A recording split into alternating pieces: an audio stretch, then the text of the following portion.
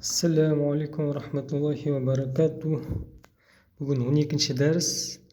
Жазылмаса да оқылатын әріптер. Әлиф муқаддара. Яғни Құранда былай да келуі мүмкін, былай да келуі мүмкін. Сондықтан, егер келіп қалған жағдайда таң қалмаңыз. Иләхун. Бұл жерде екі харакатқа созылады. Алдыңғы дәрісте осылай белгі келсе, екіге созылатын айтып кеттім. Иләхун. Иләхун. Бұлай келсе де екіге созылады. Мединский баспада, Мәдиналық баспа Құранда алып оқығаныңыз дұрыс. Ол жерде осылай жазылып келеді. Кейбір Құрандарда бұлай осы белгі келеді. Осылай жазылуы мүмкін.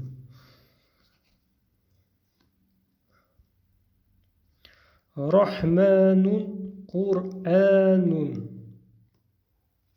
Хаза залика. Хаулаи. Бұл жерде екі харакатқа созамыз.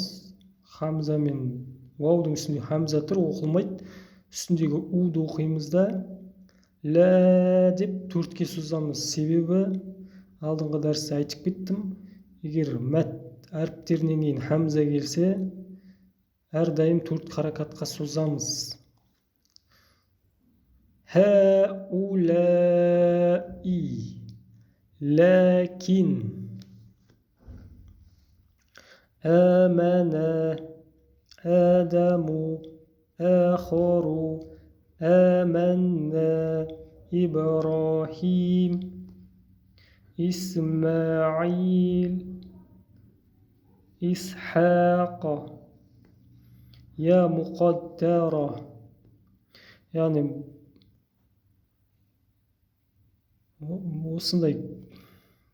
бұндай кішкентай я келсе де, осындай үш бұрышты белгі келсе де, я болып саналады. Я болып оқылады. Бихи. Құранда былай да келеді арасында, немесе былай да келеді. Бихи. Яғни кәдімгідей бір, екі. Кәсіра, я. Екі и бар. Екі харакат қылып оқимыз. Би әмрихи. Тек айырмашылығы үш бұрыш болып келуі мүмкін, немесе осындай кішкентай болып келуі мүмкін. Би хукмихи, би қудратихи, хазихи.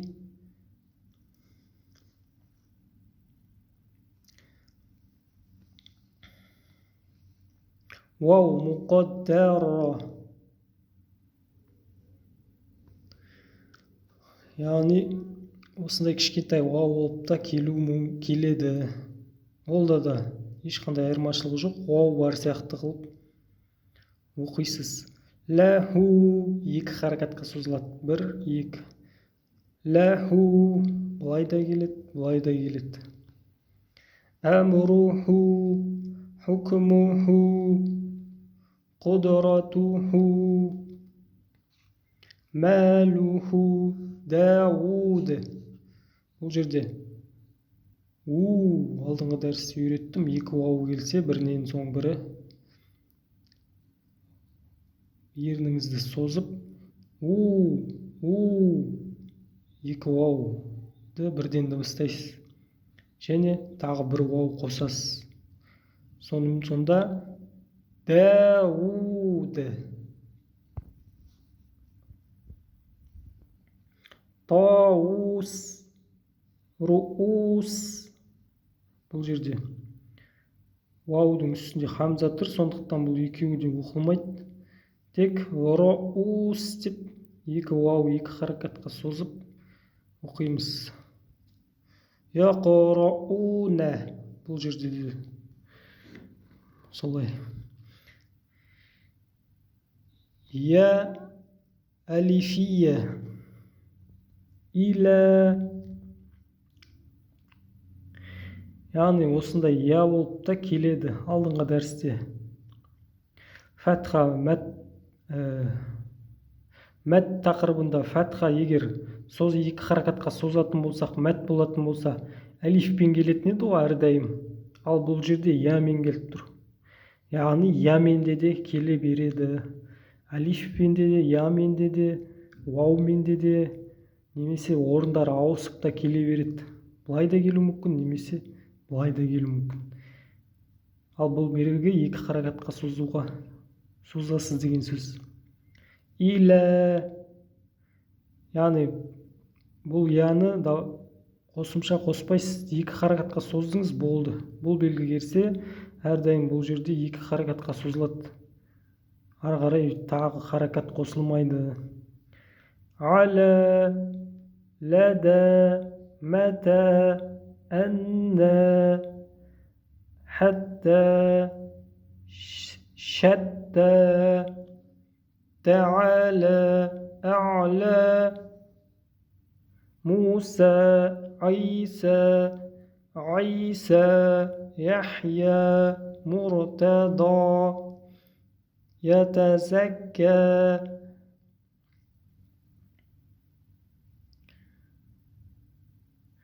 فترضى سواياها. Былай да келу мүмкін. Егер былай келсе де екі харакатқа созасыз. Оның қасында алиф, я болмаса да.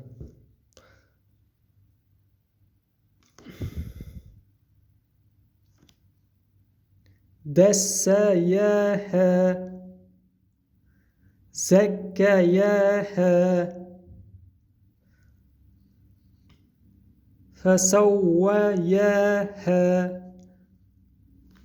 عقباها.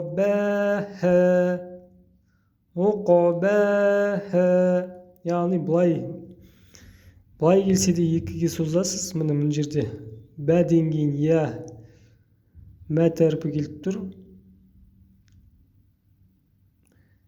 Немесе бұл жерде мәт әріп келмей тұр, тек сызықша келіп тұр.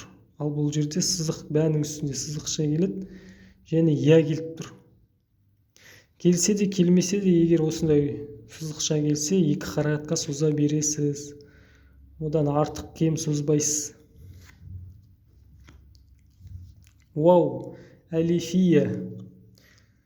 Міне бұл жерде мәт әрпі болып вау келіп тұр. Жаңа я келді ғой.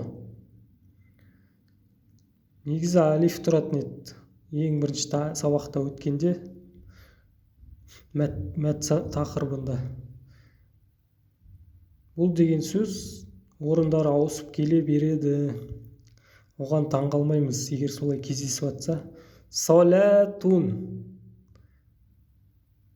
Салатун, яғни бұл белгі әрдайым бұл жерде екі харакатқа созылады деген сөз. Бұл жерде де сол. Қасында мәт әрпі болсын, болмасын, екіге созып кете бересіз. Закатун, хаятун, ғадатун, риба. Болды. Бұл жерде бә деп екіге созасыз. Бұл мәт әрпі.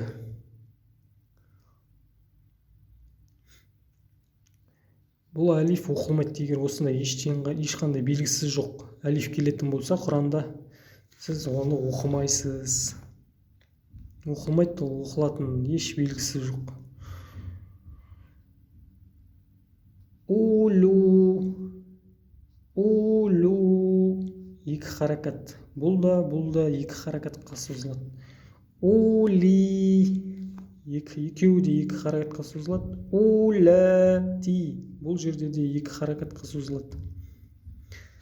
Улаи, бұл жерде екі харакатқа созамыз. Ал бұл жерде алдыңғы дәрісте айтып кеттім. Егер хамзаның алдында созатын болсаңыз, мәт ережесі келетін болса, төртке созамыз әрдайым. Сол кезде бізде қателік болмайды. Улаика, бұл жерде де сол улаика 4 харакатқа созамыз, себебі мәттен кейін хамза келіп тұр.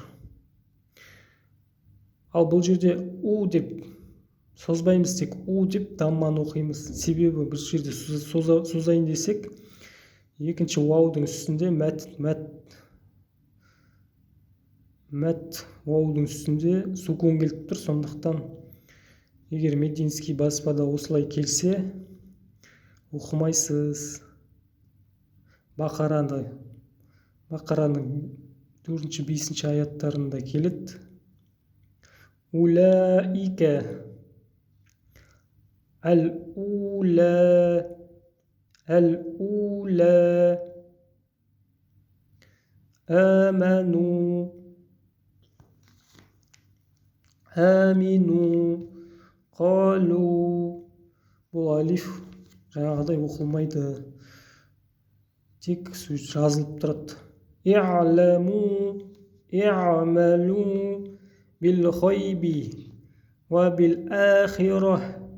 Тоқтайтын болсаңыз, немесе wa bil akhirati ары қарай жалғастырып кететін болсаңыз. Алдыңғы тамарбута дәрісінде өттік. Кәл-фараши вәл-асри вән-хар вәл-мушрикина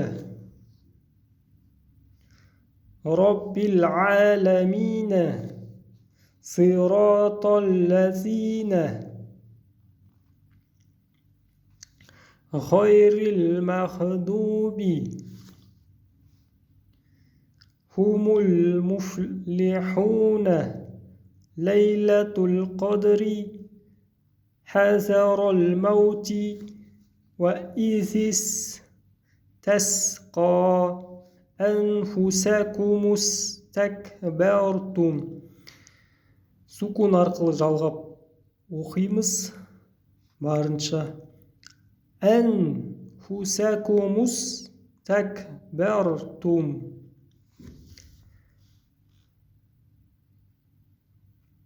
Иншалла бұл тақырып сар тәжвидімде бар. Ләм алиф шәмсия қамария ережесі сол сабағымдан көрсеңіз болады. Сары тәжвид, сары кітапша да көрсеткенмін. Ат-табау ат-самару ат-дахалу ат-захабу ар-расаду az-zabadu as-safaru ash-shajaru as-safaru ad-dararu at-talabu al-zafaru al-lahabu an-nasabu huwa at-taba'u huwa.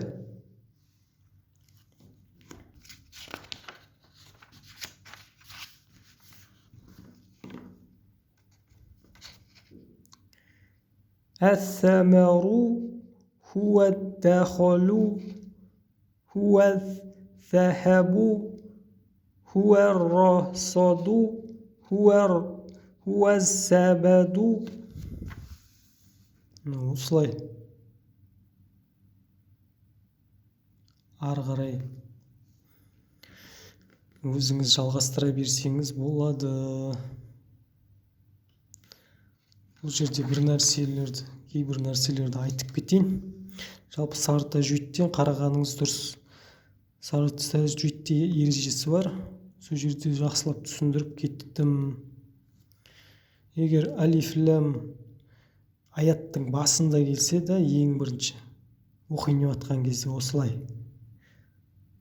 Мысалы, Фатихада келеді ғой. Бисмиллахир-рахманир-рахим. Альхамдулиллахи раббил деп, әл деп келеді ғой. Сол кезде егер алиф лам келсе, әрдайым фатхамен оқылады. Алиф фатхамен оқылады. Альхамдулиллахи раббил аламин деп.